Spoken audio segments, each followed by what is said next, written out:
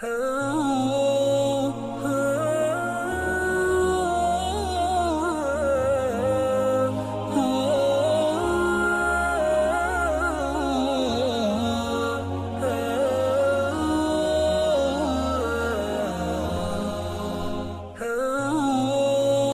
شہید ہو گئے وہ تو ہو گئے، نوجوان لڑکیوں نے اپنی عزت بچانے کے لیے کنوؤں میں چھلانگ مار کر کہ ہم سکھوں کے ہاتھ نہ آئیں، ہندوؤں کے ہاتھ نہ آئیں اور ہماری عزت بچ جائے، ہم ایسے ہی اللہ کے پاس پہنچ جائیں، انہوں نے اپنی جانیں دی۔ تو اتنی قربانیوں کا مقصد کیا تھا؟ کیا ہمارے بڑے یہ چاہتے تھے کہ بھی ہندوؤں کے نائٹ کلب اور طرح کے ہوتے ہیں، مسلمانوں کے اور طرح ہونے چاہیے، ہندو ڈھول کے اوپر اور طرح کی دھن بجاتے ہیں، ہم مسلمان اور طرح کی دھن بجائیں گے، ہندوؤں کی عورتیں اور طرح کے اوریانی فحاشی کے فیشن کرتی ہیں، ہماری عورتیں اور طرح کے فیشن کریں گی، ہمارے مسلمان آزادی کے نام پر ایک ٹائر پہ موٹر سائیکل چلائیں گے اور باجے بجاتے پھریں گے۔ کیا اس لیے پاکستان حاصل کیا تھا؟ کیا اس لیے اتنی لاشیں، اتنے قتل، اتنی شہادتیں ہوئیں؟ وہ تصویریں آج بھی موجود ہیں، تصویریں آج بھی موجود ہیں کہ کئی میدان اور پورے علاقے لاشوں سے بھرے ہوئے۔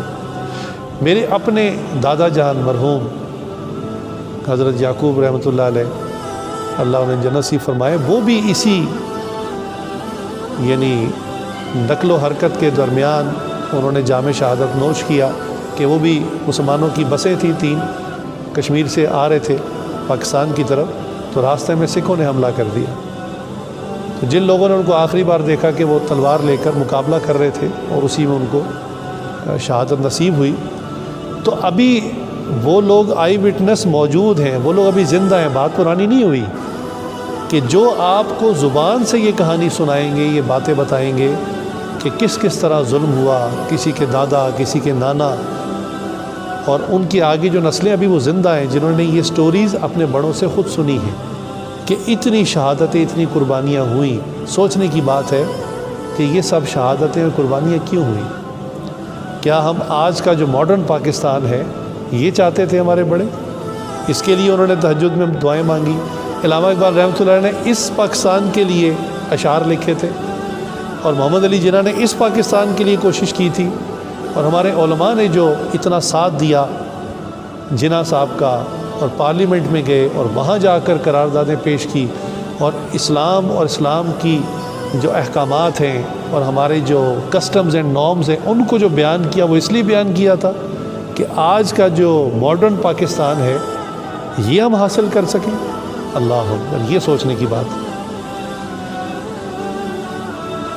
یہ وہ پاکستان نہیں تھا جو ہمارے بڑوں نے سوچا تھا۔ یہ سب کام تو ہندو پہلے سے ہی کر رہے تھے، اور برے صغیر میں یہ کام ہوتا ہی تھا۔ ان کے نوجوان شرابیں پیتے تھے، ان کی عورتیں بے پردہ ہوتی تھیں، فحاشی اوریانی کے اڈے ان کے ہاں گلی محلے میں عام کھلے ہوتے تھے، یہ تو روز کا چلن تھا ان کا۔ مسلمان انہی چیزوں سے تو تنگ تھے، اسی وجہ سے انہوں نے ایک دوسری قوم کا، 2 قومی نظریے کا اعلان کیا تھا۔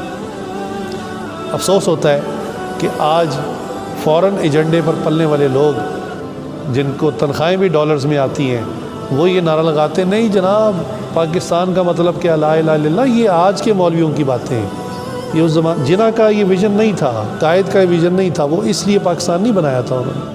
تو ہم پوچھتے ہیں جناب پھر کس لیے بنایا تھا؟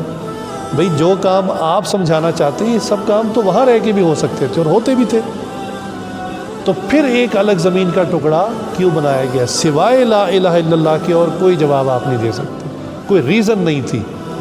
یہ ہجرت تھی جو ہمارے بڑوں نے کی اپنے دین اور ایمان کو بچانے کے لیے، ایک ایسے ٹکڑے کی طرف انہوں نے رخ کیا جہاں وہ کھل کر عبادت کر سکیں، کھل کر اذانیں دے سکیں۔ انڈیا میں آج بھی اور اس وقت بھی کئی جگہ پر اذانوں پر پابندی تھی کہ جہاں ہندو اکثریت کا علاقہ ہوتا، اگر وہاں مسجد بھی ہوتی تو وہ اسپیکر پہ اذان نہیں دے سکتے کہ جی ہندو کہتے ہیں ہم شرابیں پی کے سوئے ہوتے ہیں، آپ فجر کے وقت اذانیں دینی شروع کر دیتے اسپیکر پہ، آج بھی پابندی ہے۔